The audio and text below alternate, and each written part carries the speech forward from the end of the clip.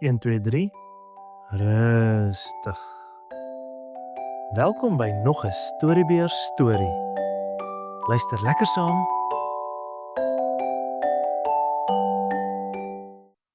Gert se 10 sent stuk. Hier is nog 'n storieetjie waarvan jy sal hou, want dit het regtig gebeur. Gertjie was maar 8 jaar oud. Sy ouers was baie arm en hulle kon hom nooit baie sakgeld gee nie. Net so nou en dan 'n sent. En toe, een mooi dag, gee iemand hom 'n hele 10 sent stuk. Rockefeller met al sy miljoene het nie so ryk gevoel nie. Gert was so in sy skik met die 10 sent stuk. Hy het dit kort uit sy sak gehaal en dit bekyk. So 'n mooi blinke.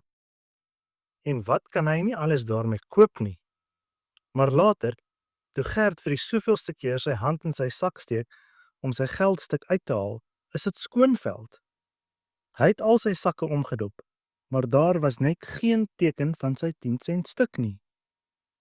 Hy het verboureer deur die huis begin soek, in die tuin, oral waar hy kon geloop het, maar sy geldstuk was weg. Hy was baie hartseer om te dink dat sy kosbare blink geldstuk so kon wegraak. Dit was net te vreeslik. Toe dit aand word, het hy baie mismoedig en teleurgesteld gaan slaap. Hy was in sy bed toe hy onthou dat hy nog nie gebid het nie. Ag wat, het hy gedink. Vir wat sal ek nog bid? My 10 sent stuk is weg. Wat help dit nog om te staan en bid? As God my nie wil wys waar my geld is nie, sal ek ook nie meer tot hom bid nie. Ek gaan net so slaap. Maar hy kon nie slaap nie. Kort het 'n stemmetjie binne in hom gesê, Gertjie, jy het nog nie gebid nie. Dan het hy hom maar weer net omgedraai en probeer slaap. Maar wat wou? Gert het omgerol, maar slaap kon hy net nie.